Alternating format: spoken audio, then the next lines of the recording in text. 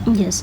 Hi everyone. तो आज के इस वीडियो में हम मिसलेनियस वन लाइनर पढ़ने वाले हैं फॉर टीजीटी। ये ध्यान रखना है फॉर टीजीटी। और ये मिसलेनियस रहेगा वन लाइनर, ठीक है। ये टॉप 2000, ये ध्यान रखना है, टॉप 2000 क्वेश्चन यानी कि टॉप 2000 यानी कि वन लाइनर की सीरीज रहेगी, जिसमें हम क्या करेंगे ना कि 100 एक वीडियो में हम करने वाले हैं, ठीक है। 2000 इसमें आपके मिसलेनियस वन लाइनर की ये सीरीज रहेगी, जिसमें हम हर वीडियो में इसको ना कंप्लीट करेंगे 100, ठीक है। और एलटी का तो हमने कर ही लिया है 16, अब तक 16 वीडियो पढ़ चुकी है एलटी की, और वो आगे ऐसे चलती रहेगी एलटी की क्लास, ठीक है। ऐसे ही आपकी क्लास एलटी की चलती रहेगी। सारा पोइट्री जो अभी मैंने पीबी शैली को कंप्लीट किया है, ठीक है, एक बार कंप्लीट करेंगे, देन हम उसका प्रैक्टिस भी देखेंगे। ऐसा नहीं है कि प्रैक्टिस नहीं कराऊंगी, प्रैक्टिस भी देखेंगे।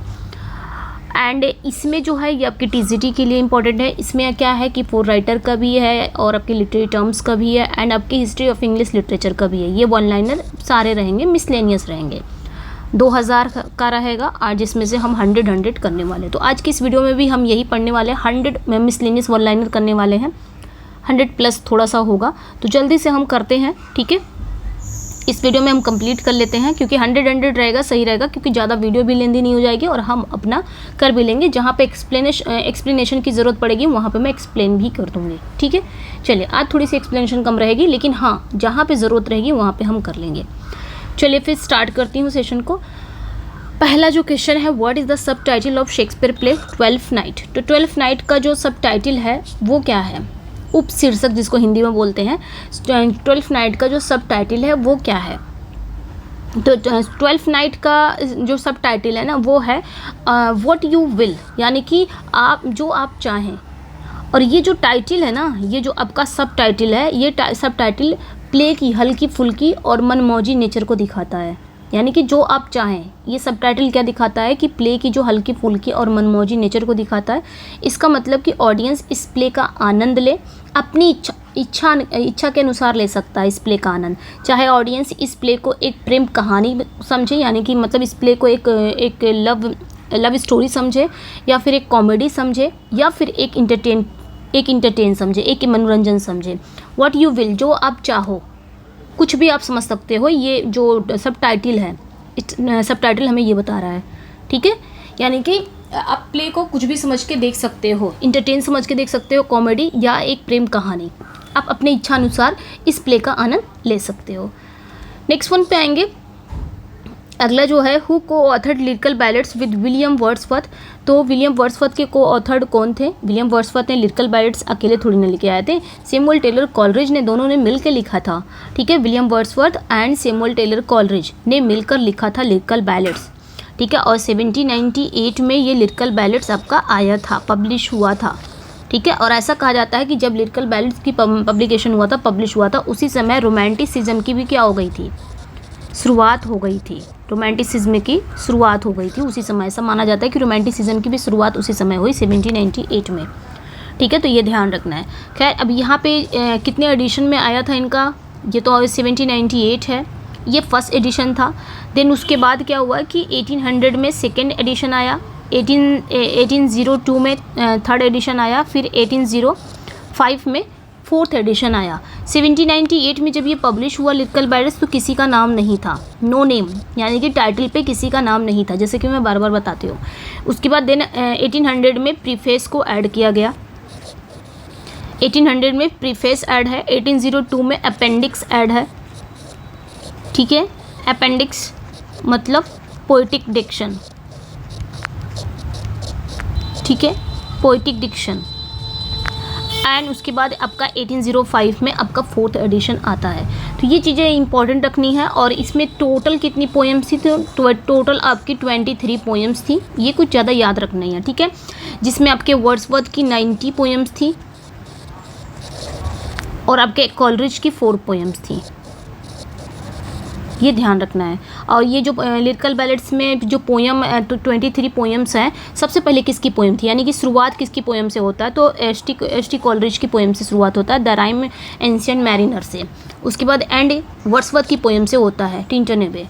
खैर, इतना याद रखना है, इतना बहुत इंपॉर्टेंट है। नेक्स्ट पे आएंगे, in which book of Paradise Lost does Satan say better to reign in than serve in heaven.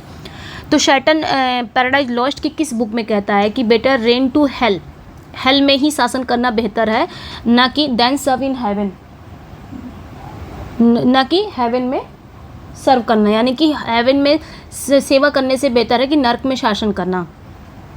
तो ये बुक फर्स्ट में कहता है, पैराडाइज लॉस्ट की बुक फर्स्ट में शैटन कहता है। हमने पढ़ा था ना पैराडाइज लॉस्ट, वहाँ पे हमने बताया है, ये मैंने बताया है कि कहाँ पे कहता है, तो ये याद रखना है। ये जॉन मिल्टन का पैराडाइज लॉस्ट एक एपिक पोयम है एंड पैराडाइज लॉस्ट की फर्स्ट बुक में शैटन ये बात कहता है कि स्वर्ग में सेवा करने से बेहतर है कि नर्क में शासन किया जाए। ठीक है, मतलब वो अपने विद्रोही और अभिमानी कैरेक्टर को दिखाता है जो गॉड से हारने के बाद भी वो झुकने को तैयार नहीं है। नेक्स्ट पे आएंगे John Galsworthy famous series of novels about the foresight family is called. तो जॉन गॉल्सवर्दी की अगर बात की जाए, इनकी एक फेमस सीरीज ऑफ नॉवेल्स है, नॉवल की सीरीज है जो फोरसाइड फैमिली के बारे में बताती है। तो वो क्या है, दी फोरसाइड सागा। फोरसाइड सागा क्या है, ये एक फेमस नॉवल सीरीज है जिसका नाम क्या है, फोरसाइड सागा। ये सीरीज ना फोरसाइड के जो अपर मिडिल क्लास के जो ब्रिटिश लोग हैं, ब्रिटिश के परिवार की कई पीढ़ियों की कहानी बताती है, उनके जीवन को दिखाता है, संपत्ति को दिखाता है, प्रॉपर्टी, सामाजिक बदलाव, ये सारी चीज़ें फोरसाइड सागा दिखाता है अपर मिडिल क्लास का। ठीक है, नेक्स्ट पॉइंट पे आएंगे। अगला जो पॉइंट है, what is the literary term for a 14 line poem in iambic pentameter. तो 14 लाइन की एक कविता होती है जो आयम्बिक पेंटामीटर में होती है, दैट इज़ कॉल्ड सोनेट। ठीक है, उसे क्या कहते हैं, सोनेट कहते हैं। सोनेट दो प्रकार के होते हैं। सोनेट को सबसे पहले किसने स्टार्ट किया है, तो गियाकामो डी लैंटनी, ये नाम याद रखना है। वो एक दरबार में गाया करते थे, ऐसे सॉन्ग गाया करते थे, तो वहाँ से ये शुरू हुआ। फिर देन पेट्रार्क ने इसका यूज़ किया। पेट्रार्क जो कि लव सॉन्ग, लव पर लिखा जाता था सोनेट। तो पेट्रार्क क्या थे, वो लव में थे और देन वो पोइट्री लिखते थे 14 लाइन में, तो यानी कि वो सोनेट में लिखते थे। तो वहाँ से स्टार्ट हुआ। फिर वाइट और हेनरी हॉवर्ड ने इंग्लैंड में लेके आए, देन यहाँ से फेमस हुआ। तो सोनेट दो प्रकार की होती है, एक तो आपकी इटालियन सोनेट, दूसरी आपकी इंग्लिश सोनेट। इटालियन सोनेट जिसको पेट्रार्क ने बहुत ज़्यादा यूज़ किया, इतना यूज़ किया कि ये पेट्रार्कन सोनेट बन गया। देन इटालियन सोनेट इतना ज़्यादा यूज़ शेक्सपियर ने किया कि ये शेक्सपियरियन सोनेट भी बन गया। खैर आगे बढ़ते हैं, समझ में आ गया होगा ये। The age of Pope is another name for which literary period. अगला जो क्वेश्चन है आपका कह रहा है कि जो एज ऑफ पॉप है इसका अनदर नेम क्या है, कौन सी लिटरेरी पीरियड का है ये एज ऑफ पॉप, हमें ये बताना है। देखिए जैसे कि हमारा रेनेशा पीरियड में क्या क्या आता है, आपका एलिजाबेथन आता है, कैरोलिन आता है, जैकोबियन आता है ना, उसके ना सब क्या बोलते हैं, सब पीरियड हैं। जैसे कि रेनेशा में आप पढ़ते हैं ना, रेनेशा में, तो रेनेशा में ये रेनेशा पीरियड है। फिर रेनेशा में कितने सब पीरियड आते हैं आपको क्या आता है, एलिजाबेथन आता है, देन आपका कैरोलिन, ये सारे पीरियड आते हैं ना, सब पीरियड। उसी तरह एक आपका होता है न्यू क्लासिकल पीरियड। क्या होता है, मैं यहाँ पे समझा दे रही हूँ। उसी तरह आपका न्यू क्लासिकल पीरियड होता है। ठीक है, न्यू क्लासिकल, ठीक है, उसी तरह न्यू क्लासिकल पीरियड होता है, ये ध्यान रखना है। ठीक है, तो यहाँ पे एक मिनट,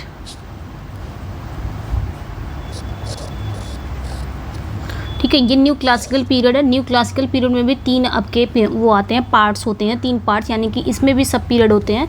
3 पार्ट्स कैसे होते हैं, जैसे कि इसमें आप देख सकते हो, पहला जो पार्ट होगा न्यू क्लासिकल पीरियड, ये कब से कब तक है, सबसे पहले बता दे रही हूँ कि 1660 से लेके आपका 1798 तक है, जब तक रोमांटिसिज्म नहीं आ जाता।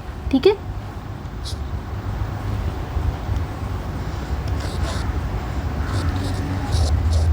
ठीक है, 1798 तक। अब इसमें आपके 3 पार्ट्स में बांटा गया है ये भी। इसमें पहला जो पार्ट होगा वो आपका रेस्टोरेशन होगा। ठीक है, रेस्टोरेशन होगा पहला पार्ट, रेस्टोरेशन पीरियड आएगा, जिन्हें हम एज ऑफ ड्राइडन भी कहते हैं, एज ऑफ ड्राइडन। ठीक है, एज ऑफ ड्राइडन ये कब से है, ये कब से कब तक है, तो ये 1660 से लेके 1700 तक है, ये ध्यान रखना। ये अगस्टन कब आता है अभी बता रही हूँ मैं। उसके बाद जो सेकंड पीरियड है, सेकंड पीरियड आपका क्या रहता है, सेकंड पीरियड आपका अगस्टन रहता है, अगस्टन एज रहता है। ठीक है, सेकंड जो पीरियड आएगा ये आपका अगस्टन एज होगा, जिन्हें हम एज ऑफ पॉप भी कहते हैं, एज ऑफ पॉप कहते हैं। अलेक्जेंडर पॉप इसी में मिलते हैं। ठीक है। उसके बाद आपका थर्ड पीरियड आता है। थर्ड पीरियड जो एज ऑफ डॉक्टर जॉनसन का आता है, जिन्हें हम एनलाइटनमेंट पीरियड भी बोलते हैं, ट्रांजिएंस पीरियड भी बोलते हैं। तो ये होता है एज ऑफ डॉक्टर जॉनसन, ठीक है। अब अगस्टन एज, ये वाला हमारा इंपॉर्टेंट है। अगस्टन एज कब से कब तक आता है, तो ये ध्यान रखना है। एक मिनट, अगस्टन एज कब से कब आता है, जैसे यहाँ पे 1660 से लेके 1700 एज ऑफ ड्राइडन यानी कि रेस्टोरेशन पीरियड है। देन उसके बाद 1700 से 1745 ये आपका अगस्टन एज है, जिन्हें हम एज ऑफ पॉप कहते हैं, यही है। उसके बाद एज ऑफ डॉक्टर जॉनसन, इस एज को 3 नाम है, जैसे कि एनलाइटनमेंट एज भी कहते हैं इसको, और एज ऑफ ट्रांजिएंट्स भी कहते हैं, एज ऑफ डॉक्टर जॉनसन भी कहते हैं। इसका कब से कब तक है, तो 1745 से लेके 1798, 1745 से लेके 1798 ये जो एज है, इस एज को हम एज ऑफ डॉक्टर जॉनसन कहते हैं, या फिर यूँ बोलो कि एनलाइटनमेंट पीरियड कहते हैं, एंड एज ऑफ ट्रांजिएंस भी बोलते हैं। तो यहाँ पे हमारा ये था Augustan age, age of Pope. तो ये ध्यान रखना, ये 1700 से 1745 ये अक्सर करके क्वेश्चन पूछा जाता है, तो ये ध्यान रखना है आपने। और ये वाला भी ध्यान रखना है। ये टोटल मिला के ये पूरा किस में आते हैं, ये सभी किस में आते हैं, न्यू क्लासिकल पीरियड में आते हैं। न्यू क्लासिकल पीरियड ये आपका है, ठीक है। तो ये ध्यान रखना है अगस्टन एज। नेक्स्ट पॉइंट पे आएंगे, ये 18 सेंचुरी की बात कर रहा है, ठीक है, इतना ध्यान रखना है। 18 सेंचुरी, ओके। 18 सेंचुरी के जो शुरुआत में जो लिटरेरी पीरियड था उसका नाम है, और इसका नाम उस समय के सबसे ग्रेटेस्ट पोएट थे अलेक्जेंडर पॉप, उसके नाम पर भी रखा, जैसे मैंने बताया age of Pope. Next point पे आएंगे, in Hamlet what is the name of the play within play. तो हैमलेट में प्ले विद इन प्ले का नाम क्या है हैमलेट में, तो हैमलेट में अगर देखा जाए, हैमलेट के अंदर खेले जाने वाले प्ले का नाम क्या है, द मर्डर ऑफ गुंजाइको, जिन्हें हम द माउस ट्रैप के नाम से भी जानते हैं, ठीक है, यानी कि चूहेदानी, ठीक है। हैमलेट इसे माउस ट्रैप कहता है, ये ध्यान रखना है। द मर्डर ऑफ गुंजाइको, उस प्ले विद इन अपने यानी कि प्ले के अंदर एक प्ले खेला जाता है, तो उस प्ले का नाम है the murder of गुंजाइको।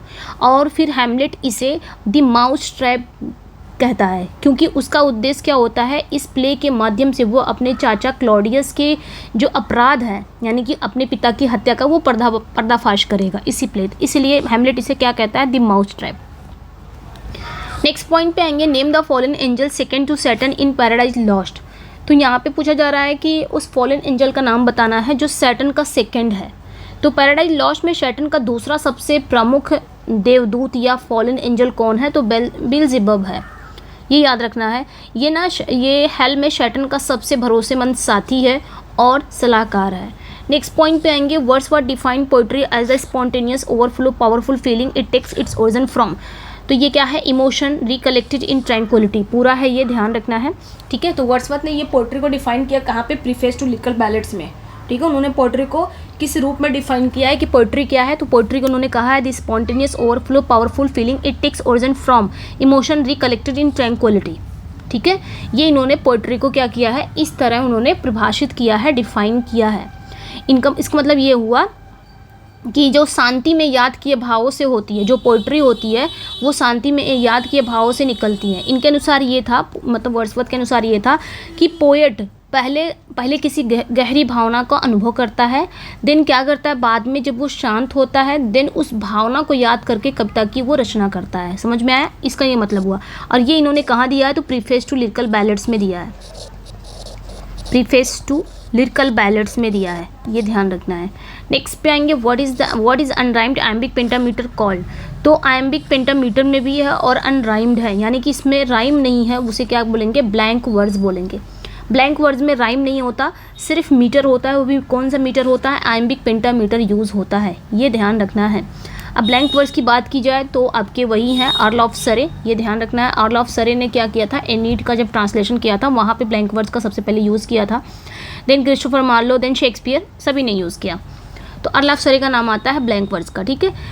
The play Justice by Galsworthy led to reform which system. तो प्ले जस्टिस की अगर बात की जाए तो गोल्सवर्दी इसमें किस सिस्टम को सुधारने की बात करते हैं, तो प्रिजन सिस्टम को सुधारने की बात करते हैं, स्पेशली सॉलिटरी कन्फाइनमेंट को, कन्फाइनमेंट को, ठीक है। यानी कि जस्टिस में जो जेल प्रणाली है, यानी कि प्रिजन सिस्टम को सुधार, मतलब उस सुधार को प्रेरित किया। मतलब इसमें इन्होंने प्रिजन सिस्टम को क्या किया, उसको सुधारने की बात की। स्पेशली सॉलिटरी कन्फाइनमेंट की जो क्रूर प्रथा के खिलाफ थे। इस प्ले ने लोगों का ध्यान एक अमानवीय सज़ा की ओर खींचा, जिसका रिजल्ट ये था कि ब्रिटिश सरकार ने इसमें सुधार भी किया था। और इसी प्ले के थ्रू क्या हुआ, इसी प्ले के थ्रू काफ़ी ब्रिटिश सरकार थी, काफ़ी प्रिजन सिस्टम में सुधार भी किया था, ठीक है। तो इस प्ले ने काफ़ी भूमिका भी निभाई थी।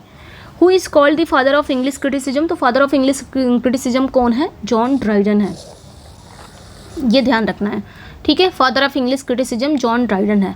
ऐसा इसलिए इनको कहा जाता है क्योंकि उन्होंने एक व्यवस्थित रूप से जो लिटरेरी रचनाएं हैं, जो साहित्यिक रचनाएं हैं, उनका विश्लेषण किया है और इंग्लिश लिटरेचर में इन्होंने क्रिटिसिज्म के सिद्धांतों को भी स्थापित किया है, इसलिए इन्हें फादर ऑफ इंग्लिश क्रिटिसिज्म कहा जाता है, ठीक है। तो ये ध्यान रखना है। और इस टाइटल को किसने दिया था, डॉक्टर सैमुअल जॉनसन ने दिया था। फादर ऑफ इंग्लिश क्रिटिसिज्म, ये जो टाइटल थी जॉन ड्राइडन को किसने दिया था, डॉक्टर सैमुअल जॉनसन ने दिया था, ये ध्यान रखना है। नेक्स्ट पॉइंट पे आएंगे, मिल्टन की लिसिडस एक एलेजी है, किसकी डेथ पर है, तो ये आपके एडवर्ड किंग की डेथ पर है, लिसिडस, ठीक है। और एडवर्ड किंग की डेथ पर इन्होंने लिखा था एक एलेजी। एडवर्ड किंग मिल्टन के कैम्ब्रिज के दोस्त थे, जिनकी समुद्र में डूबने से डेथ हो गई थी। ये एक पेस्टोरल एलेजी है। लिसिडस क्या है, एक पेस्टोरल एलेजी है, ठीक है। एलर्जी क्या होती है या पेस्टोरल एलर्जी क्या होती है, ये हमने पढ़ा था लाजब हम लिटरेरी टर्म्स वाला, मैंने वहाँ पे समझाया है काफ़ी अच्छे से, जो भी मैंने जल्दी ही लिटरेरी टर्म्स का वीडियो डाला है। Which King Lear character is blinded on stage, तो यहाँ पे क्या कहा जा रहा है कि कौन से किंग लियर का कैरेक्टर है जो स्टेज पे उसको ब्लाइंड कर दिया जाता है, तो स्टेज पर ही ब्लाइंड कर दिया जाता है ग्लॉसेस्टर को स्टेज पर ही क्या कर दिया जाता है, अंधा कर दिया जाता है। और ये जो प्ले के सबसे क्रूर और एकदम क्या बोलते हैं ना, ट्रेजिक सीन में से एक है, जहाँ कॉर्नवॉल करता कौन है, तो ये ध्यान रखना है, कॉर्नवॉल एंड रीगन, ठीक है। रीगन ने, दोनों ने मिल के करते हैं, ये ध्यान रखना है। नेक्स्ट पे आएंगे, the child is the father of the man is from which Wordsworth poem, तो ये वर्ड्सवर्थ की किस पोएम की लाइन है, माई हार्ट लीप्स अप की लाइन है, या जिसे आप द रेनबो के नाम से भी जानते हो, ठीक है। अब इतना ज़्यादा ये रिपीट हो गया आप लोग का कि आप लोग को खुद ही याद हो गया होगा, है ना, कि the child is the father of the man, बच्चा ही मनुष्य का पिता है, तो ये ध्यान रखना। इसका मतलब ये हुआ, ये एक पैराडॉक्स भी है जो कि देखने में तो हमें इम्पॉसिबल लगता है, एक बच्चा कैसे मनुष्य का पिता हो सकता है, लेकिन अगर हम इसका डीप मीनिंग देखेंगे, यानी कि हमारे बचपन, इसका मतलब ये हुआ कि हमारे बचपन के जो अनुभव हैं, जो हमारे कैरेक्टर हैं, जो चरित्र हैं, वो हमारे बड़े होने, जैसे जैसे हम बड़े होते हैं उसी तरह हमारे जीवन और व्यक्तित्व को नींव रखते हैं। यानी कि हम जब बड़े होते हैं ना, तो हमारा जीवन कैसा है, हमारी पर्सनालिटी कैसी है, तो इसका नींव कहाँ से पड़ा है, इसके नींव हमारे बचपन से पड़ा है, इसका मतलब ये हुआ। इसलिए कहा जा रहा है कि एक मैन का फादर कौन हो सकता है, बच्चा हो सकता है। एक मैन तभी बनेगा ना, एक मैन पहले बच्चा होता है, बच्चे से ही उसकी नींव बनती है, उसकी प्लॉट बनती है। नेक्स्ट पे आएंगे, what is a long narrative poem about heroic deeds called, तो एपिक, ये ध्यान रखना है। एपिक की बात अगर की जाए तो मैंने बहुत अच्छे से समझाया, यहाँ पे मैं कुछ नहीं समझाऊंगी, चलिए हम जल्दी जल्दी कर लेते हैं यहाँ पे, ठीक है। आगे बात करेंगे। तो एपिक में अक्सर क्या होता है, एक हीरोइक प्रोटैगनिस्ट होता है और बहुत ही सबलाइम इवेंट्स होते हैं, हिस्टोरिकल एंड पौराणिक जो आपके विषय होते हैं, जैसे कि होमर द इलियड, मिल्टन की पैराडाइज लॉस्ट, सीरियस स्टाइल होती है, ये सब ध्यान रखना। Galsworthy won the Nobel prize in literature in which year, तो 1932 में इनको नोबेल प्राइज़ मिलता है।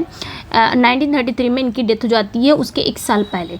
नेक्स्ट पे आएंगे, who called Shakespeare and upstart crow, तो एपिस्टार्ड क्रो कौन कहता है, रॉबर्ट ग्रीन कहता है, रॉबर्ट ग्रीन है, ये ध्यान रखना है, रॉबर्ट ग्रीन ने शेक्सपियर को। रॉबर्ट ग्रीन कौन थे, तो शेक्सपियर के कंटेम्प्रेरी ही थे और यूनिवर्सिटी विट्स में से एक थे रॉबर्ट ग्रीन, और इन्होंने शेक्सपियर को अपस्टार्ट कहा, यानी कि नया नया अमीर बना कौवा कहा। ये एक जेलसी भरी टिप्पणी थी, जिसमें ग्रीन ने शेक्सपियर को पर क्या किया था, कटाक्ष किया था कि वो एक अभिनेता होकर नाटक लिखने की हिम्मत कर रहा है, मतलब एक एक्टर होकर प्ले लिखने की हिम्मत कर रहा है और दूसरे प्ले राइट के विचारों को चुरा रहा है, ठीक है। नेक्स्ट पे आएंगे, मिल्टन्स एरियोपैजिटिका आर्ग्यू फॉर व्हाट, अच्छा एक चीज़ और ध्यान रखना, आप स्टार्ट करो, इन्होंने, ये बहुत इंपॉर्टेंट भी है, इनका एक पैम्फलेट था ग्रोट्स वर्थ ऑफ विटे, वहाँ पे ये सारी चीज़ें इन्होंने कही थी। अब स्टार्ट करो, टाइगर्स हार्ट वाला, वो सब चीज़ें इन्होंने इसी में कही थी। नेक्स्ट पे आएंगे, मिल्टन की एरियोपैजिटिका किस पे आर्ग्यू करता है, तो फ्रीडम ऑफ प्रेस पे, एरियोपैजिटिका जो क्या करता है, फ्रीडम ऑफ प्रेस यानी कि अभिव्यक्ति की स्वतंत्रता दी जाए, यानी कि आप जो सोच रहे हो, जो बोल रहे हो, जो भी आपके दिमाग में हो आप लिख सको, बोल सको, ये आपकी पूरी आज़ादी है। इस पर समर्थन था मिल्टन का। इसमें इन्होंने उन किताबों के पब्लिकेशन से पहले लाइसेंसिंग और सेंसरशिप का जोरदार विरोध किया है। नेम द 3 लेग पोएट, तो 3 लेग पोएट्स कौन है, तो आपके वर्ड्सवर्थ, कॉलरिज एंड साउदी। ये लेग पोएट्स किसने दिया है, ये जो टर्म दिया है लेग पोएट्स किसने दिया है, तो याद रखना है फ्रांसिस जेफरी ने दिया है। ठीक है, वर्ड्सवर्थ, कॉलरिज एंड साउदी, ये याद रखना, ये 3 नाम है। इन्हें ये नाम क्यों दिया गया, ये लेग पोएट्स क्यों कहा गया, इन्हें नाम इसलिए दिया गया क्योंकि ये सभी इंग्लैंड के एक लेक डिस्ट्रिक्ट के नाम एक खूबसूरत क्षेत्र में रहते थे। उनकी पोएट्री में भी हमें नेचर का काफ़ी गहरा प्रभाव पड़ता है इन तीनों में, यानी कि दिखता है हमें नेचर का गहरा प्रभाव। The tragic flaw of a hero is called, तो किसी भी हीरो की जो ट्रेजिक फ्लॉ है उसे क्या कहा जाएगा। ठीक है, एक हीरो की ट्रेजिक फ्लॉ को हम क्या कहेंगे, तो उसे हम हमार्शिया कहते हैं। क्या कहते हैं, हमार्शिया कहते हैं, हमार्शिया। ये ट्रेजिडी, यहाँ पे किसी भी हीरो की बात नहीं की जाए, यहाँ पे अगर बात की जाए ट्रेजिडी की, ट्रेजिडी का जो हीरो होता है ना, उसकी एक छोटी सी गलती, अब वो गलती कुछ भी हो सकती है, हो सकता है उसने डिसीजन लेने में गलत कर दिया हो, वहाँ पे भी गलती हो सकती है। ठीक है, तो यहाँ पे वही कह रहा है कि ट्रेजिडी का जो हीरो होता है, जो उसकी कुछ कमजोरी होती है या डिसीजन लेने की गई कुछ भूल होती है जिसके कारण उसका पतन होता है, उसे हमार्शिया कहा जाता है। ये ग्रीक शब्द है। फॉर एग्जाम्पल हैमलेट का जो क्या करता था, इंडेसिसिव यानी मैकबेथ की बहुत ज़्यादा, जैसे कि हैमलेट का क्या होता था, प्रोक्रेस्टिनेशन, बार बार वो टालना, डिसीजन ना ले पाना। फिर मैकबेथ का बहुत ज़्यादा एक्सेसिव एम्बिशियस होना, तो ये सब क्या है, ट्रेजिक फ्लॉ है। ठीक है, ऐसा नहीं है कि हीरो के अंदर ही कोई गलती हो, वो गलती नहीं, इस टाइप की गलती।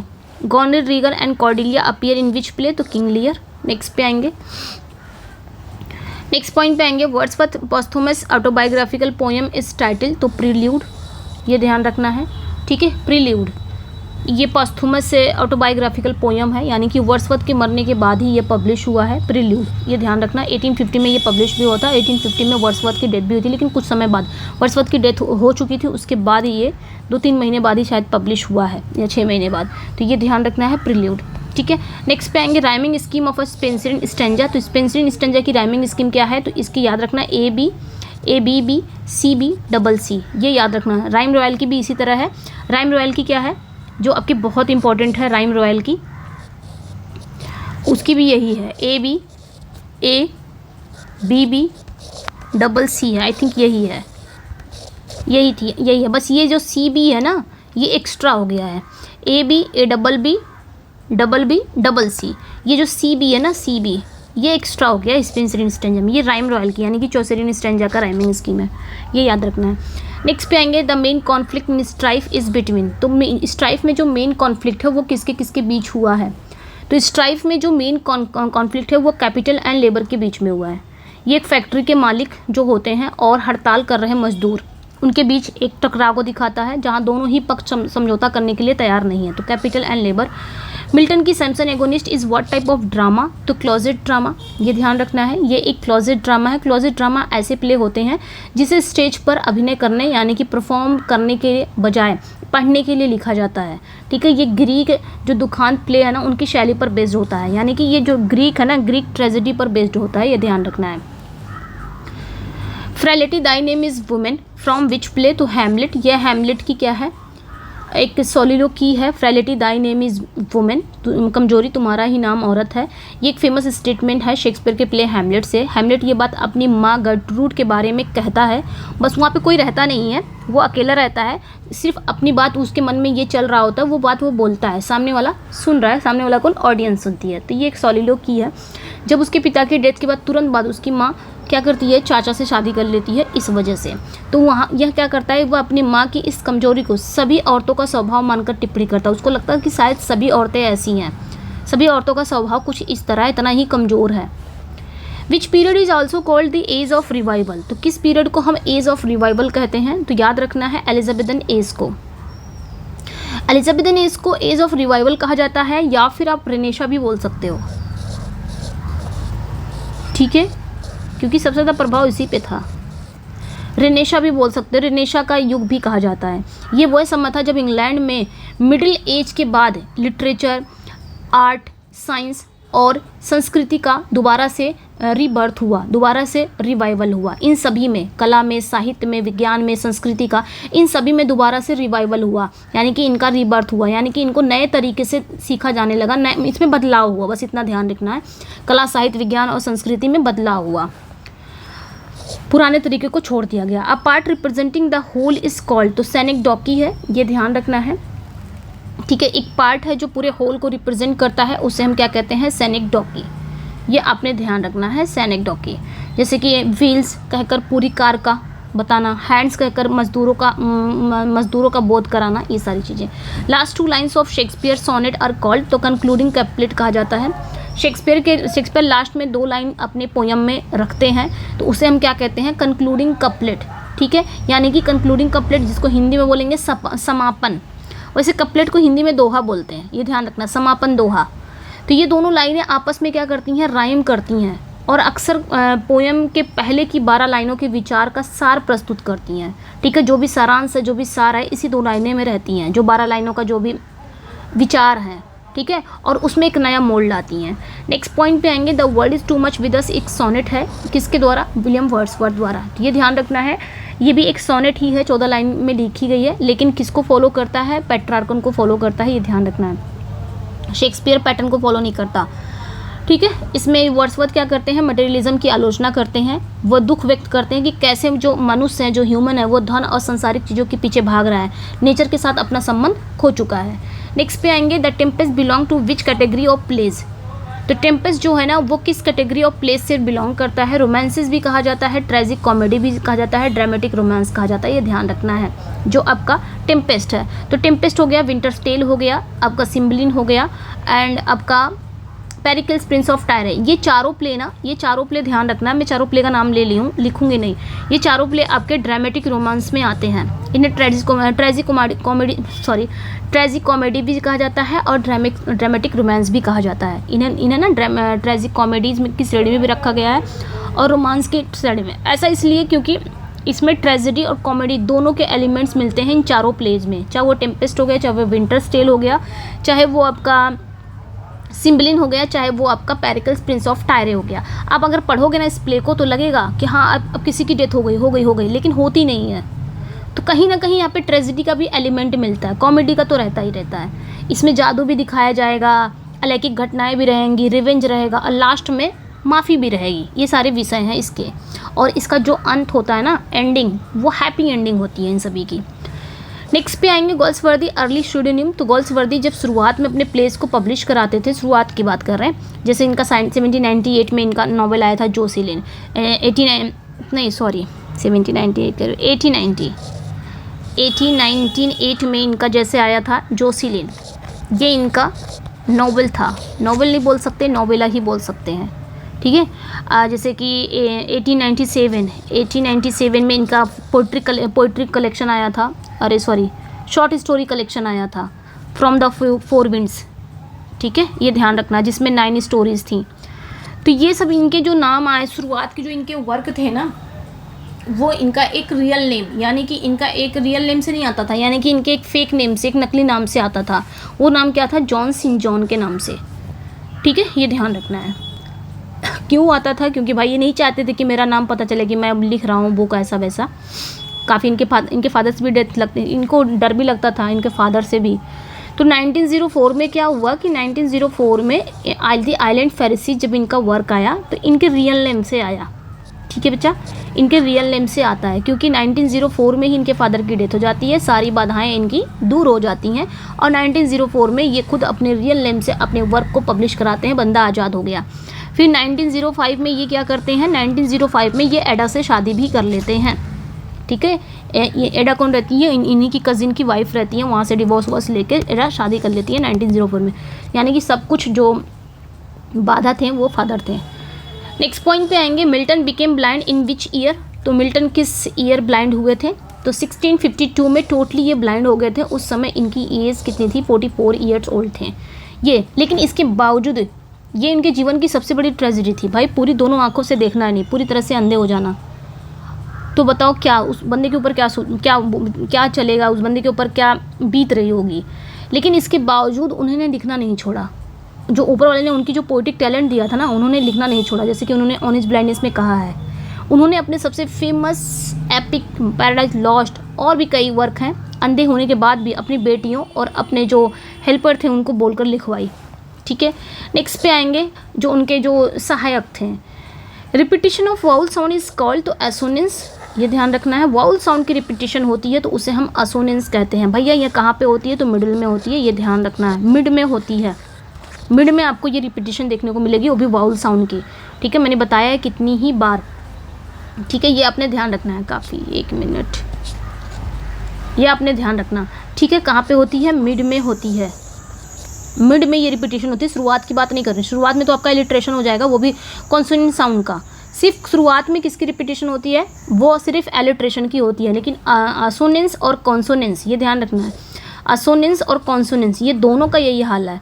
ये लोग की कॉन्सोनेंस में तो आपकी कॉन्सोनेंट रिपीटिशन होती है कॉन्सोनेंट साउंड की, लेकिन असोनेंस की में वाउल साउंड की रिपीटिशन होती है, लेकिन मिड में होती है, बीच में होती है। ठीक है, वाउल साउंड जैसे कि ए ई आई यू, ये इसकी साउंड बार बार दोहराई जाती है। जैसे इसे असोनेंस, जैसे हमने कहा go slow over the road. अब यहाँ पे रिपीटिशन हुई है कि नहीं हुई है, यहाँ पे रिपीटिशन ओ की हो रही है, ओ की हो रही है, ओ की हो रही है। ये होता है असोनेंस, समझ में आया। यानी कि इसमें जो वाउल साउंड होते हैं ना, जो vowel sound A E I O U, ठीक है, इसकी साउंड ना बार बार दोहराई जाती है और इसे ही हम क्या कहते हैं, असोनेंस कहते हैं। For example go slow over the road, इसमें ओ की साउंड बार बार आ रही है। ठीक है, तो ये होता है असोनेंस। और ये देखिए बीच में ही हो रहा है, शुरुआत में नहीं हो रहा है। उसी तरह कॉन्सोनेंस भी है। कॉन्सोनेंस का भी वाउल साउंड मतलब कॉन्सोनेंट में क्या होता है, कॉन्सोनेंस में कॉन्सोनेंट साउंड की रिपीटिशन होती है। और ये भी क्या होते हैं, ये भी बीच में होते हैं, या तो ये मिड में होंगे या तो लास्ट में होंगे। कॉन्सोनेंट साउंड का क्या होगा, कॉन्सोनेंस का क्या होगा, लास्ट में भी हो सकता है, मिड में भी हो सकता है। तो दोनों इसे देख, कन्फ्यूज़न कहाँ से होती है, कहाँ से क्रिएट हो रही है कन्फ्यूज़न। इसमें जो होता है ना कॉन्सोनेंस में जो होता है, इसमें जो कॉन्सोनेंट साउंड की रिपीटिशन होती है, लेकिन मिड में भी आ सकता है और लास्ट में। जैसे कि पीटर पैटर,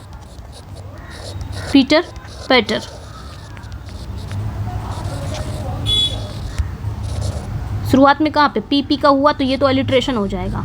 अगर हम पी का सिर्फ देखेंगे ये आपका अलिट्रेशन, लेकिन यहाँ पे डबल टी ई आर ये लास्ट में आ रहा है, लास्ट में रिपीटिशन हो रही है, तो ये कॉन्सोनेंस हो जाएगा। समझ में आया। चलिए आगे बढ़ते हैं, जब भी मौका मिलता है मैं समझा ही देती हूँ ताकि भूलो ना। नेक्स्ट पे आएंगे, who is the fourth which in Macbeth. तो मैकबेथ में फोर्थ विच कौन है, हिकेट है। ठीक है, अगर पूछा जाए कि मैकबेथ में फोर्थ विच कौन है, चौथी डायन किसे माना जाता है, वैसे तो इनको लेडी मैकबेथ को भी माना जाता है चौथी डायन। तो ये भी याद रखना है, लेडी मैकबेथ को क्वेश्चन ये भी पूछा जाता है कि मैकबेथ में फोर्थ विच किसे माना जाता है या चौथी डायन किसे माना, तो लेडी मैकबेथ को ही माना जाता है। ठीक है, और हिकेट कौन रहती है इसके बारे में बता दे रहे हैं। हिकेट जो होती है, ऐसा भी माना जाता है हिकेट को भी चौथी डायन माना जाता है। ये जादू टोने चुड़ैलों की देवी होती है। प्ले में 3 चुड़ैलों को डांटने के लिए ये प्रकट होती है, मतलब वहाँ पे ये अपीयर होती है तीनों चुड़ैलों को डांटने के लिए, क्योंकि उन्होंने उसके परमिशन के बिना मैकबेथ के साथ व्यवहार किया और मैकबेथ को पतन के अंतिम तक पहुँचा दिया उन तीनों ने। तो ये भी हिकेट का नाम याद रखना है, लेकिन ये भी याद रखना है लेडी मैकबेथ को भी फोर्थ विच कहा जाता है। ठीक है, तो मैं आपको कंफ्यूज नहीं करूँगी, एग्जाम में आए अगर लेडी मैकबेथ रहे तो लेडी मैकबेथ पे ही लगाएंगे, फोर्थ विच ही कहा जाता है। विच हिकेट को तो नहीं कहा जाता, वैसे इन्हीं को कहा जाता है फोर्थ विच। अगर वैसे देखा जाए कि प्ले में 4 विच दिखाया है तो 4 विच को दिखाया गया है। 3 विच रहती हैं जो ऑलरेडी पूरी प्ले में रहती हैं, मैकबेथ को वो मिसलीड करती हैं। एक लास्ट में आती है हिकेट, ये चुड़ैलों की रानी होती हैं, देवी होती हैं।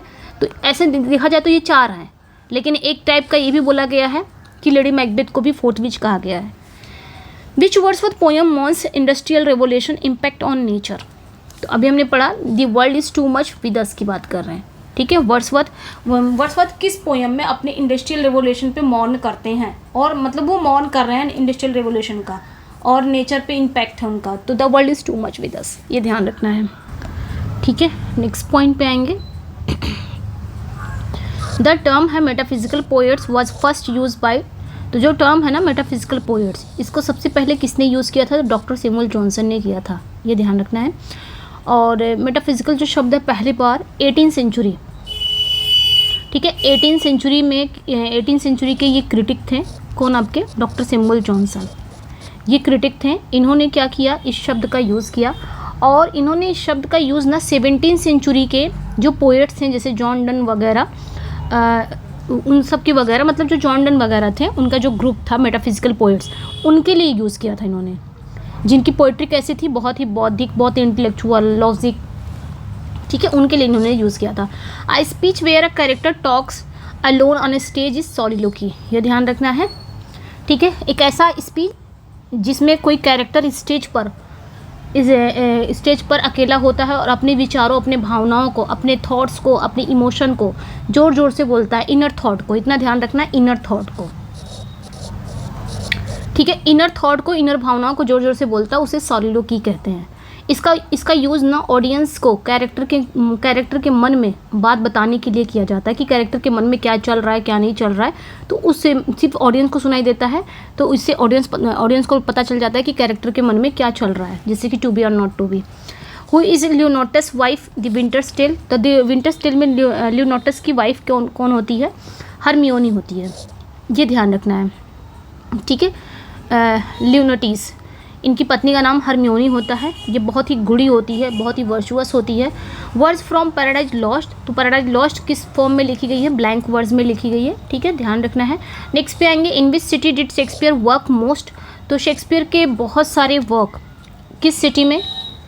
तो ये अपने लंदन का याद रखना है, ठीक है। हालांकि शेक्सपियर का जन्म और डेथ, यानी कि उनका जो बर्थ हुआ था, उनकी जो डेथ हुई थी वो स्ट्रैटफोर्ड अपॉन एवॉन में हुई, लेकिन उन्होंने अपने पेशेवर जीवन का अधिकांश समय लंदन में बिताया, यानी कि जो उनका प्रोफेशन था उसका जीवन उन्होंने ज़्यादा समय लंदन में बिताया है। एक एक्टर के रूप में, एक प्ले राइट के रूप में, एक ग्लोब थिएटर के हिस्सेदार के रूप में वो यहीं पे बिताए। कहाँ पे? लंदन में। उनका सबसे ज़्यादा वर्क कहाँ पे हुआ? तो लंदन में हुआ, ये ध्यान रखना है, ठीक है। नेक्स्ट पॉइंट पे आएंगे, what is a problem play. Problem play क्या है? तो प्रॉब्लम क्या है? Drama dealing with a social issue, ऐसा ड्रामा जो सोशल यानी कि सामाजिक समस्याओं से डील करता हो, यानी कि ऐसा ड्रामा जो सामाजिक समस्याओं को दिखाता हो। उस प्ले में अगर आप कोई ड्रामा देख रहे हो जिसमें सामाजिक समस्याएं दिखाई जा रही हैं तो वो होता है प्रॉब्लम प्ले, ठीक है। जो कंट्रोवर्शियल हो, सामाजिक मुद्दे को उठाता हो, एकदम रियलिस्टिक तरीके से दिखाता हो, समाज में क्या क्या चीज़ें दिखाई दे रही है वही चीज़ को प्ले में दिखाया जाए। इसका उद्देश्य ना ऑडियंस को उस मुद्दे पर सोचने और बहस करने के लिए प्रेरित करना होता है।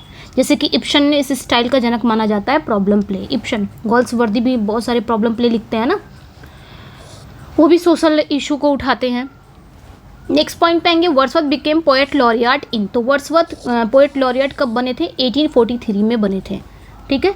ये याद रखना है कुछ इस तरह का कि 1813 से लेके 1843 ये जो टाइम पीरियड था, टाइम स्पैन था, ये किसका था? रॉबर्ट शाउदी का था, ठीक है। उसके बाद रॉबर्ट शाउदी की डेथ होती है 1843 में। देन 1843 से लेके 1850 ये जो टाइम स्पैन होता है ये हमारे वर्ड्सवर्थ का होता है, ठीक है, पोएट लॉरियट का। देन उसके बाद क्या होता है कि फिर उसके बाद 1850 में क्या होता है? 1850 में किसको बनाया जाता है? उनको भी गया था, क्या बोलते हैं, जो हमारे रॉबर्ट ब्राउनिंग हैं, रॉबर्ट ब्राउनिंग को भी कहा गया लेकिन वो नहीं बने। उन्होंने कहा कि मतलब वो नहीं बने, उन्होंने रिजेक्ट कर दिया कि मेरी वाइफ है, मेरी वाइफ को बनाया जाए। जो उनकी वाइफ थी, ठीक है, एलिजाबेथ बैरेट ब्राउनिंग, जो कि उनसे ज़्यादा वो सुपीरियर थी या यूँ बोलो कि टैलेंटेड थी, तो वो बोल रहे थे कि उनको बनाया जाए, लेकिन नहीं बनाया गया लेडीज़ को। सो क्या हुआ कि फिर वर्ड्सवर्थ को दिया गया, ठीक है। वर्ड्सवर्थ 1850 में, 1850 से लेके 1892 तक ये आपका टेनिसन का था।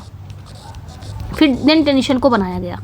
तो ये जो टाइम स्पैन था आपका 1850 से लेके 1892 तक ये टेनिसन का था, अल्फ्रेड लॉर्ड टेनिसन का। तो ये तीनों याद रखनी है, ठीक है। तो ये था पोएट। यहाँ पे क्या कहा जाए कि वर्ड्सवर्थ कब पोएट लॉरियट बने? तो 1843 में ये बने थे और 1850 तक थे। फिर डेथ हुई तो 1850 में टेनिसन को बनाया गया। बीच में रॉबर्ट ब्राउनिंग को कहा गया, लेकिन खैर वो आपके लिए उतना इंपॉर्टेंट नहीं है, ये इंपॉर्टेंट ज़्यादा है। नेक्स्ट पॉइंट पे आएंगे, purging emotions in tragedy is called, ठीक है। Purging emotion in tragedy is called, इसे क्या बोलेंगे? कैथारसिस बोलते हैं। ट्रेजेडी देखते समय ऑडियंस द्वारा अनुभव की जाने वाली भावनाएं, ठीक है। जैसे ट्रेजेडी हम कोई देख रहे हैं, उस समय हमारे जो अनुभव हो रहे हैं, जो भी हम अनुभव फील कर रहे हैं, और उसकी शुद्धि, यानी कि आप बोल सकते हो जो स्पेशली जो पिटी एंड फियर, जो हमारे अंदर पिटी एंड फियर आ रहा है, ठीक है, उसी का शुद्धिकरण हो जाना, उसी को कहा जाता है कैथारसिस। और ये जो कॉन्सेप्ट था ये अरिस्टोटल ने अपने उनकी बुक थी पोएटिक्स में दिया था, ठीक है, तो ये ध्यान रखना है, ठीक है। तो ये ध्यान रखना, पिटी एंड फियर की बात कर रहा है कि ट्रेजेडी देखते समय ऑडियंस जो भी अनुभव फील करती है, जैसे कि कोई पिटी एंड फियर ओडिचा कैरेक्टर को लेके जो पिटी एंड फियर फील करती है, उसका शुद्धिकरण कैथारसिस कहलाता है। How many books in original paradise Lost, तो 1667 में 10 बुक्स है, ये ध्यान रखना है। जब ओरिजिनल पैराडाइज लॉस्ट जब आया था फर्स्ट एडिशन तो उसमें 10 बुक्स था। देन उसके बाद 1674 में 1674 में जब आपके मिल्टन की डेथ होती है उस समय सेकेंड इसका एडिशन आता है तो उसमें 12 बुक्स थे। Cross dressing heroine of as you like it, तो रोजालिन, ये ध्यान रखना। अच्छा, एक चीज़ क्रॉस ड्रेसिंग की बात आई तो क्रॉस ड्रेसिंग सबसे पहले शेक्सपियर ने किस प्ले में किया था? सबसे पहले वो कौन सा प्ले था जहाँ से क्रॉस ड्रेसिंग की शुरुआत हुई? तो याद रखना है the two gentleman of Verona, the two gentleman of Verona, ये पहला ऐसा प्ले था जहाँ पे क्रॉस ड्रेसिंग सबसे पहले यूज़ हुई। इस प्ले में द टू जेंटलमैन ऑफ, उसके बाद as you like it, 12th night, बहुत सारे ऐसे प्लेज हैं जहाँ पे लगभग माना जाता है 7-8 प्ले हैं जहाँ पे वैसे तो अगर आप शेक्सपियर के सारे प्लेज देखोगे ना तो कहीं क्रॉस ड्रेसिंग हर प्लेज में ही है। आप ना इसे फाइंड आउट नहीं कर सकते कि हाँ इतने ही प्लेज हैं। अगर आप सारे 37 प्लेज देखे हो ना तो 37 प्लेज में आप देखोगे हर जगह क्रॉस ड्रेसिंग यूज़ हुआ है। लेकिन गिने चुने अगर देखें तो आपका एज यू लाइक इट है, 12th नाइट है, ठीक है, ये सारी चीज़ें हैं। आपका लव्स लेवल लॉस्ट भी है, मैरी वाइफ्स ऑफ विंडसर भी है, इन सभी में मच अडू अबाउट नथिंग में है कि नहीं है, लेकिन इन सभी में है, मच अडू उसमें है, सिम्बलिन में है, इमोजन बनती है फिडल, तो ये सारी चीज़ें याद रखनी है, ठीक है। नेक्स्ट पॉइंट पे आएंगे 1660 से 1700 is known was what period, तो रेस्टोरेशन पीरियड अभी मैंने बताया ऊपर, ठीक है। 1660 से लेके 1700 ये रेस्टोरेशन पीरियड है। देन आपका 1700 से 1745 अगस्टन पीरियड आता है जिन्हें एज ऑफ पॉप कहा जाता है। देन 1745 से लेके 1798 एज ऑफ डॉक्टर जॉनसन कहा जाता है, जिसे हम एनलाइटनमेंट पीरियड भी बोलते हैं, एज ऑफ ट्रांजिएंट पीरियड भी बोलते हैं। ये सभी किस में आते हैं? न्यू क्लासिकल में आते हैं। नेक्स्ट पॉइंट पे आएंगे the silver box critic what, silver box किसके बारे में आलोचना करता है? तो इन इक्वलिटी ऑफ जस्टिस के बारे में करता है, ठीक है। इसमें क्या होता है, इसमें न्याय की जो असमानता है, यानी कि ये प्ले दिखाता है कि कैसे एक ही क्राइम के लिए अमीर और गरीब पर्सन के साथ कानून अलग अलग व्यवहार करता है। सामाजिक जो वर्ग है वो न्याय को कैसे प्रभावित करता है, यानी कि क्राइम एक ही है, चोरी करने का दोनों क्राइम है, लेकिन अमीर भी वही क्राइम किया, गरीब भी वही क्राइम किया, लेकिन दोनों की जो सज़ा है वो अलग अलग क्यों होती है? ये कानून अलग अलग व्यवहार दोनों के साथ क्यों करता है जबकि क्राइम एक ही है। Bliss was it in that dawn refers to which event, French revolution की बात करें, ये प्रील्यूड की लाइन है, ठीक है, लेकिन ये किस इवेंट की अक्सर पूछा जाता है, ये किस इवेंट की बात कर रहे हैं? तो फ्रेंच रेवोल्यूशन की बात कर रहे हैं, लेकिन है लाइन किस में? प्रील्यूड में है। ये लाइन वर्ड्सवर्थ की पोयम द प्रील्यूड से है और फ्रेंच रेवोल्यूशन के शुरुआती दिनों का उल्लेख करती है, यानी कि उसके बारे में बताती है। ये उस उत्साह और आशावाद को दिखाती है जो वर्ड्सवर्थ अपनी जब वो यूथ थे ना, उन्होंने क्रांति यानी कि फ्रेंच रेवोल्यूशन के प्रति जो उनके अंदर जो आशावादी जो उत्साह से भरे थे उस समय दिखाता है, मतलब उसकी शुरुआत को महसूस करते हैं। इन Macbeth who says out brief candle, Macbeth में कौन कहता है आउट ब्रीफ कैंडल? तो मैकबेथ ही कहता है बुझ जा छोटी मोमबत्ती, ये मैकबेथ द्वारा ही बोला जाता है जब वो अपनी पत्नी की डेथ का समाचार सुनने के बाद ये कहता है कि यहाँ छोटी मोमबत्ती जीवन का प्रतीक है जिसे वो छोटा अर्थहीन आसानी से बुझ जाने वाला मानता है। यानी कि छोटी मोमबत्ती इसलिए कहा गया कि छोटी मोमबत्ती भी एक जीवन ही है, इंसानों का जीवन ही है, जिस तरह वो जलते जलते बुझ जाती है उसी इंसान भी है, इंसान की लाइफ ना बहुत मोमेंटम है, वो भी बहुत छोटी है और बहुत ही अर्थहीन है, जिसका कोई अर्थ नहीं है और कभी भी बुझ सकती है, जिस तरह मोमबत्ती कभी भी बुझ सकती है, ठीक है, इस तरह उन्होंने कहा, तब उन्होंने कहा out brief candle. Next point पे आएंगे character of Heathcliff appear in which novel, तो हेथक्लिफ कैरेक्टर है ये किस नॉवल में आता है? तो ये ध्यान रखना, उदरिंग हाइट्स, ये एमिली ब्रॉन्टे, ठीक है, कुछ हिस्ट्री ऑफ इंग्लिश लिटरेचर्स भी ले लेते हैं क्वेश्चन को, तो ये याद रखना हेथक्लिफ जो है ये एमिली ब्रॉन्टे का फेमस नॉवल एक कैरेक्टर है, ठीक है, हेथक्लिफ, ये उदरिंग हाइट में आता है, ठीक है, ये ध्यान रखना है।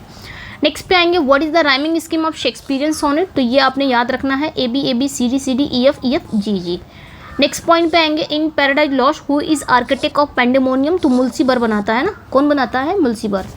यहाँ पे शेक्सपियरियन सोनेट का आपने याद रखना है और स्पेंसरियन सोनेट का भी याद रखना है। उसकी भी राइमिंग स्कीम इसी तरह रहती है, ए बी, ठीक है, यहाँ पे बता दे रही हूँ मैं, ए बी, फिर ये बी लास्ट वाला उठा के फिर ये शुरुआत में कर देते हैं, बी सी, फिर लास्ट वाला उठा के फिर अगले की शुरुआत होती है, सी डी, फिर लास्ट में ई है, यहाँ पे जी है, यहाँ पे ई है। ये हो गया आपका स्पेंसरियन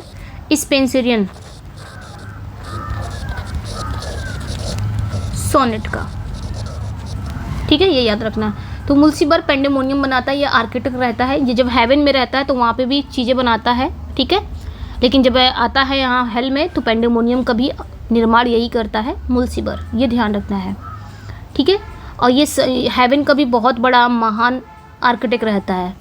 नेक्स्ट पॉइंट पे आएंगे, who road the essay of studies, of studies किसने लिखा है? तो फ्रांसिस बेकन ने लिखा है ऑफ स्टडीज़, ठीक है, ये ध्यान रखना। बेकन, अगर पूछा जाए कि फादर ऑफ एसे कौन है तो फ्रांसिस बेकन को ही कहा जाता है, क्योंकि ये बहुत ही ये एसिस्ट थे और दार्शनिक भी थे, और इनके जो एसे थे वो स्टडी के महत्व, तरीके और लाभों पर चर्चा करते थे। यानी कि स्टडी का जो स्टडी यानी कि पढ़ाई, उसका महत्व क्या, उसका तरीका क्या है, उसके बेनिफिट्स क्या है, ये सारे इनके इससे दिखाते थे, बताते थे। The term for a character who contrast with the protagonist of highlight their traits is, तो उसे फॉइल कहते हैं, ठीक है। नेक्स्ट पॉइंट पे में तो एक ऐसा कैरेक्टर जो प्रोटैगनिस्ट के विपरीत गुणों वाला होता है, जैसे कि प्रोटैगनिस्ट हीरो कैसा होता है, हीरो के विपरीत कैसा होगा? विलन। तो विलन क्या होगा? एक फॉइल कैरेक्टर होगा, यानी कि जैसे कि हीरो है, हीरो के विपरीत गुण वाला वो रहेगा, ठीक है। Foil which Shakespeare play contains the line covered by many times before there death, तो ये कौन कहता है? जूलियस सीजर में लाइन है और जूलियस सीजर ही कहता है। कायर अपनी डेथ से पहले कई बार मरते हैं, ठीक है, ये ध्यान रखना है। ये बात स्वयं जूलियस सीजर कहते हैं, जिसका अर्थ है कि मतलब मृत्यु से, मतलब डेथ से डरना व्यर्थ है। डेथ से, मौत से कैसा डरना, क्योंकि डर का हर मूवमेंट एक छोटी डेथ के समान है। अगर आप डर रहे हो ना तो डर का हर मूवमेंट एक छोटी डेथ के समान है। नेक्स्ट पॉइंट पे आएंगे, romantic poet who died at the age of 25 in Rome is, एक रोमांटिक पोएट है जिनकी रोम में 25 ईयर, जब मतलब 25 साल की उम्र में ही उनकी डेथ हो जाती है। वो कौन होते हैं? John Keats, my favourite John Keats, ठीक है, ये ध्यान रखना है। जॉन किट्स रोमांटिक कवि थे जिनकी एज मात्र कितनी थी? 25 साल के ही आयु में ये ट्यूबरक्लोसिस इनको हो गया था और इनकी डेथ हो गई थी, ठीक है। अपने छोटे से जीवन के बावजूद उन्होंने इंग्लिश के महान जो कवि थे, ग्रेट कवियों में से एक माने जाते हैं जॉन किट्स। इन्होंने कहा था ना रिट इन वाटर, ऐसे ही कुछ कहा था ना। The term Bildungsroman refers to what type of novel? A coming of a age story, ये ध्यान रखना है। बिल्डुंग्सरोमन जो है एक जर्मन शब्द है जिसका यूज एक ऐसे नॉवल के लिए किया जाता है जो अपने मुख्य कैरेक्टर यानी कि मेन कैरेक्टर के बचपन से वयस्क होने तक एक मनोवैज्ञानिक, नैतिक और सामाजिक विकास पर सेंटर्ड होता है। इसे ना कमिंग ऑफ एज कहानी भी कहा जाता है।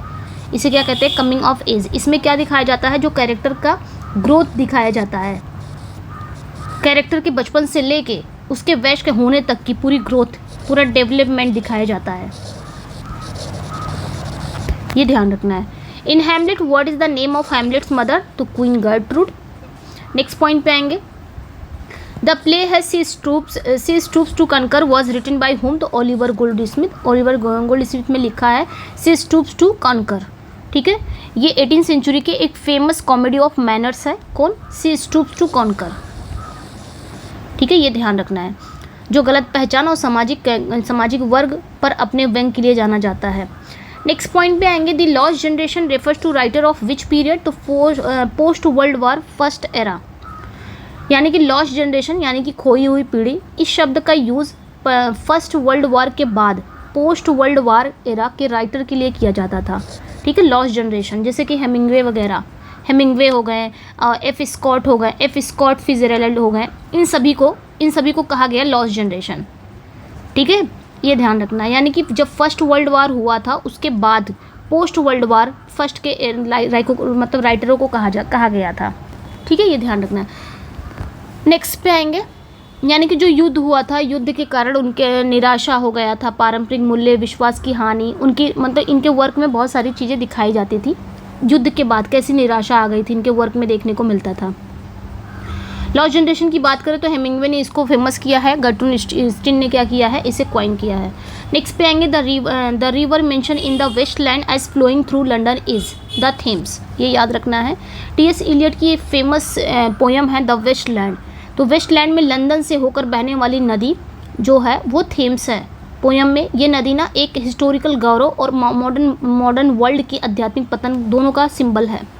In ode to the nightingale who is the poet speaking to a nightingale, ये ध्यान रखना है, ठीक है। ओ टू द नाइटिंगल, ठीक है, ओ टू द नाइटिंगल, जिसमें कीट्स क्या करते हैं, कीट्स एक बुलबुल एक नाइटिंगल से बात कर रहे होते हैं। नेक्स्ट पे आएंगे which Shakespearean tragedy set in ancient Scotland, तो मैकबेथ, ये याद रखना है, एंशियंट स्कॉटलैंड में इसकी सेटिंग रखी गई है। Who wrote the Rape of the Lock, तो एलेक्जेंडर पॉप, थोड़ा जल्दी अब चलेंगे यहाँ से, ठीक है। The repetition of consonant sound is close proximity in, तो ये आपका एलिट्रेशन हो जाएगा, ठीक है, शुरुआत में ही होती है एलिट्रेशन की, ठीक है, ये ध्यान रखना है। जैसे कि आपका पीटर,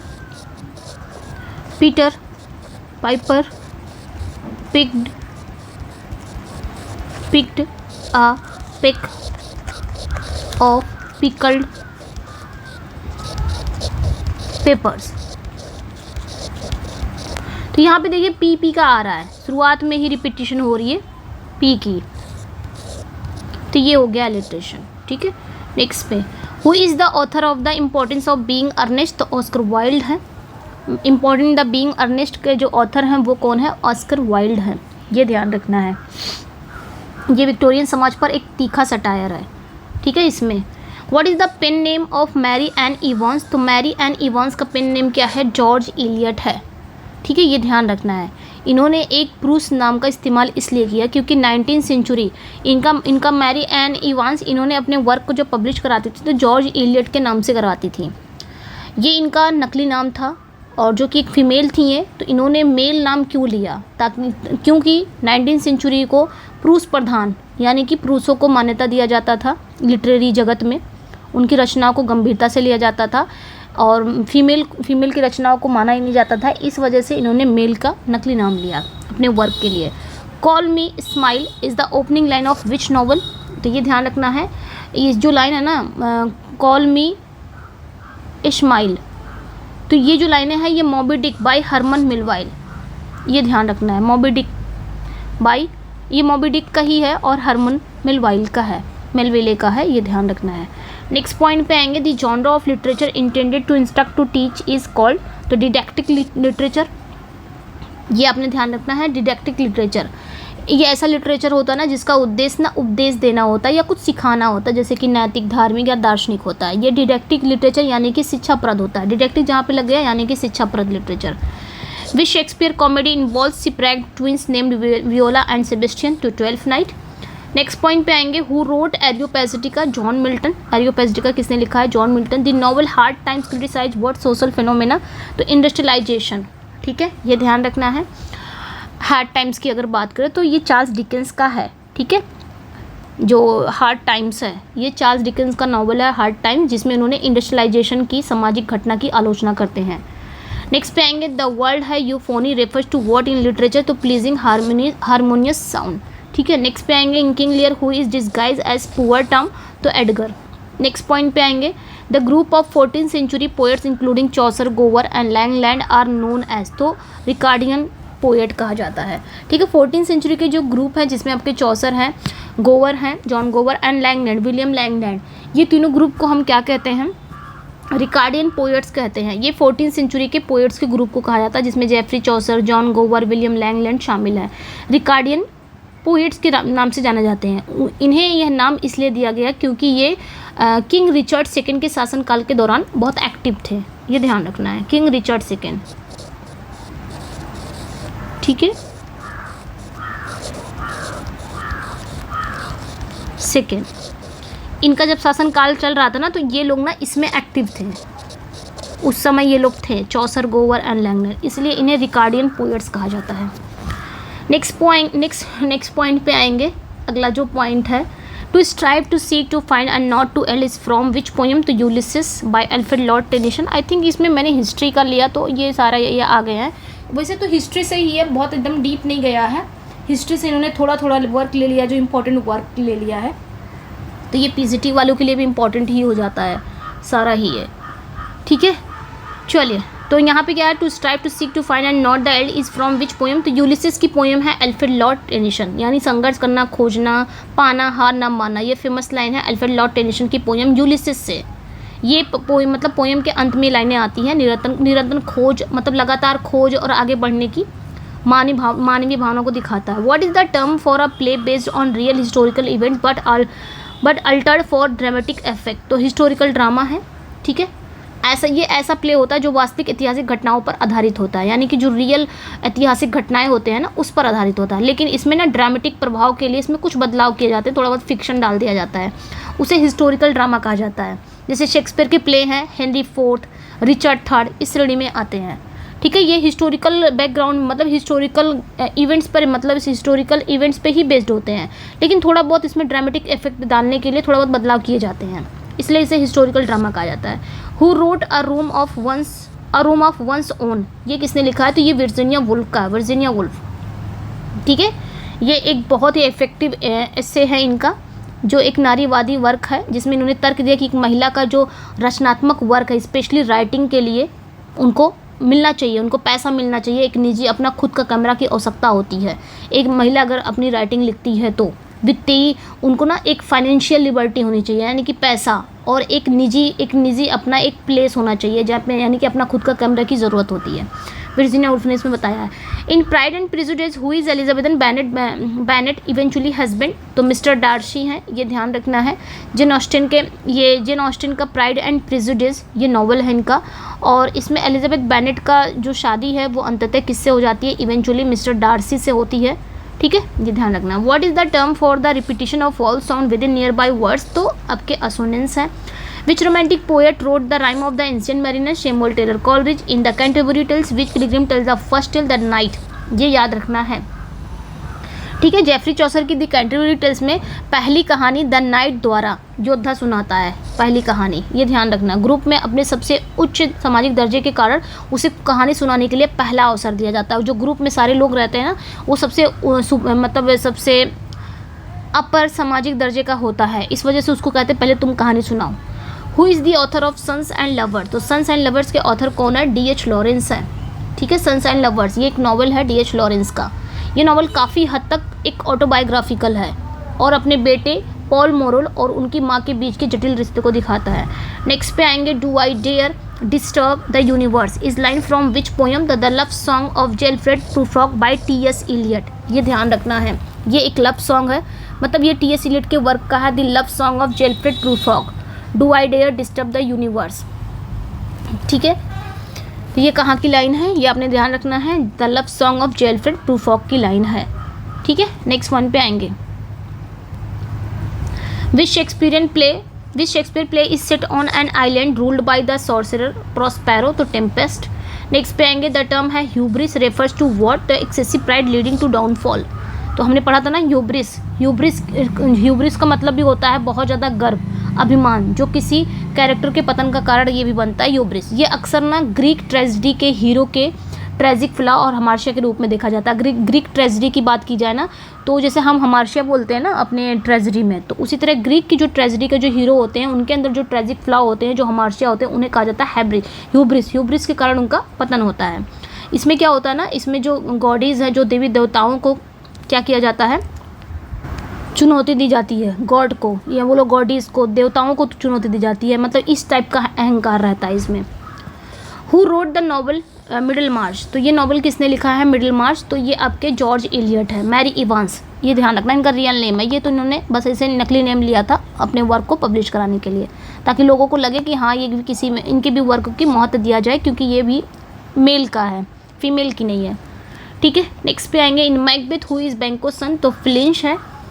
नेक्स्ट पॉइंट पे आएंगे, the movement in the art and literature that emphasize emotion and nature over reason to, तो रोमांटिसिज्म। आज मैं इसलिए एक्सप्लेन नहीं कर रही हूँ क्योंकि मैं सोच रही हूँ कि आज कंप्लीट हो जाने दीजिए, जितना मैंने लाया है ना जो आपका कंटेंट वो आपका कंप्लीट हो जाए आज की वीडियो में, ऐसा ना हो कि इसको मैं फिर बीच में स्किप कर दूँ, छोड़ दूँ, तो इस वजह से। तो आर्ट एंड लिटरेचर का जो मूवमेंट है जो emphasize emotion and nature over reason is romanticism. तो कला और साहित्य में उस मूवमेंट को रोमांटिसिज्म कहा जाता है जिसने रीजन के बजाय इमोशन और व्यक्तिवाद यानी कि इंडिविजुअलिज्म और नेचर पर जोर दिया। ठीक है, यानी कि आर्ट और लिटरेचर के बजाय इन्होंने इमोशन और नेचर पे जोर दिया। ये कौन सा मोमेंट था? तो ये आपका था रोमांटिसिज्म। इन्होंने इमोशन यानी कि भावना, व्यक्तिवाद और नेचर पर जोर दिया। ये 18th सेंचुरी के लास्ट। अच्छा, रोमांटिसिज्म कब आता है तो ध्यान रखना है, लेट 18th सेंचुरी, ठीक है, 18th century and early 19th century, इस बीच ये रोमांटिसिज्म रहता है। ठीक है,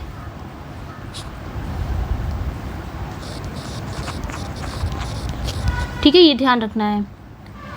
ओके, और ये ना एज ऑफ जो एनलाइटनमेंट थे, एज ऑफ एनलाइटनमेंट उसके विरुद्ध थे, ये मोमेंट था, ये ध्यान रखना है। Death be not proud is a sonnet by which poet? John Donne. ये एक सोनेट है, डेथ बी नॉट प्राउड, यानी कि हे डेथ अभिमान मत करो, घमंड मत करो। ये एक सोनेट है, किसकी है? तो जॉन डन द्वारा लिखी गई है। In great expectation who raises Pip after his parents death? तो हिज सिस्टर मिसेस जो, ये याद रखना है, मिसेस जो गार्जरी, मिसेस जो गार्जरी। तो ये चार्ल्स डिकेंस की नावल है ग्रेट एक्सपेक्टेशन। इसमें माता पिता के डेथ के बाद पिप का पालन पोषण उसकी बड़ी बहन का नाम क्या रहता है? मिसेस जो गार्जरी, ये करती हैं। ठीक है, ये ध्यान रखना। ये बहुत ही कठोर और गुस्सैल स्वभाव की महिला होती हैं जो अक्सर पिप के साथ बहुत बुरा व्यवहार भी करती है। ठीक है, तो ये अपना ध्यान रखना है। नेक्स्ट पॉइंट पे आएंगे, what is the poetic term for an address to an absent person or thing? Epistrophe.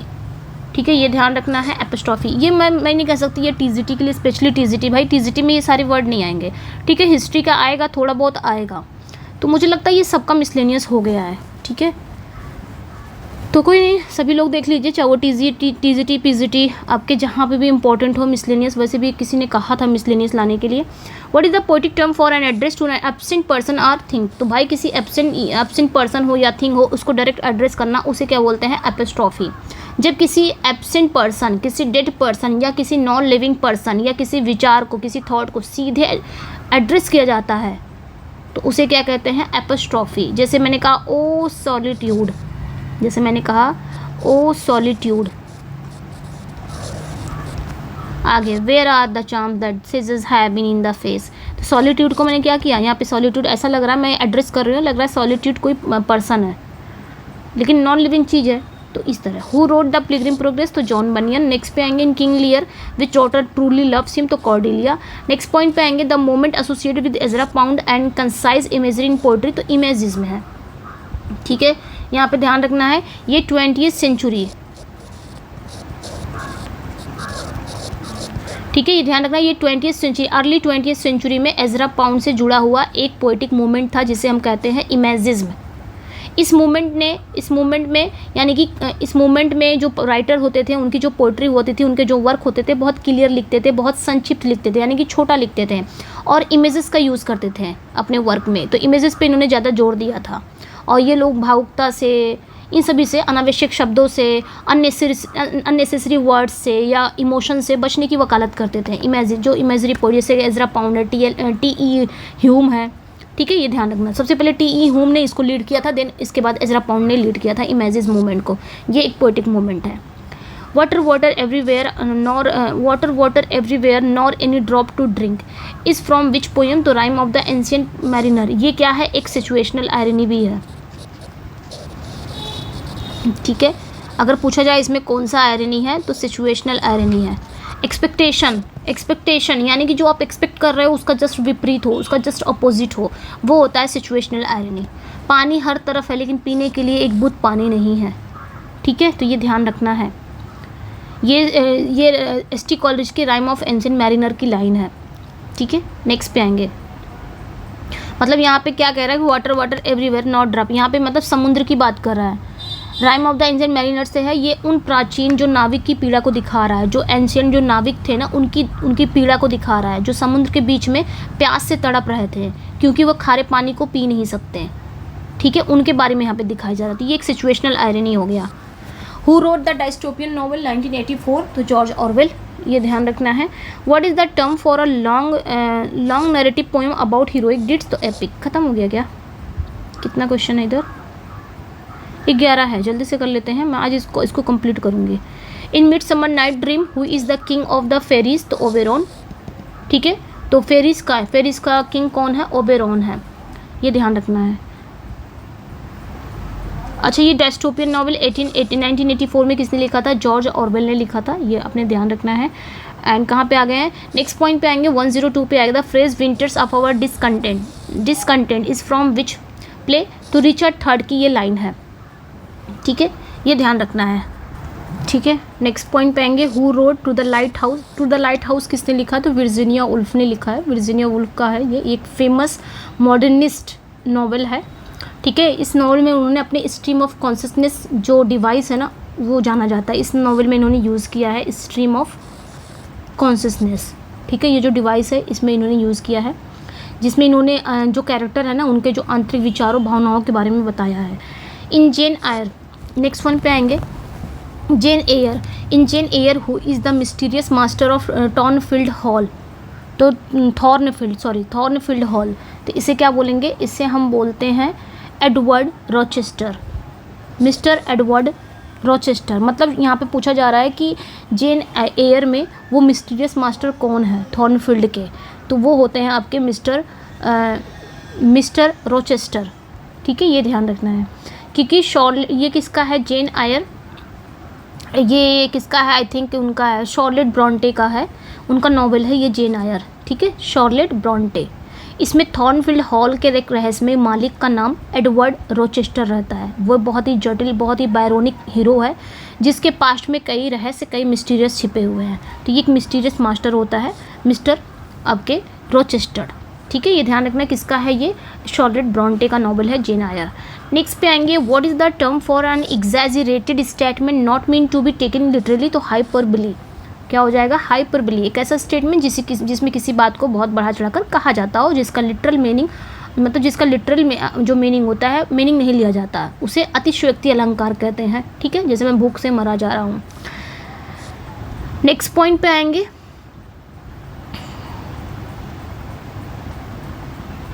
एक minute, okay. Which poet wrote because I could not stop for death? तो एमिली डिकिंसन ने कहा है। किस poet ने कहा है? किस पोएट ने लिखा है because I could not stop for death? क्योंकि मैं डेथ के लिए नहीं रुक सकती थी।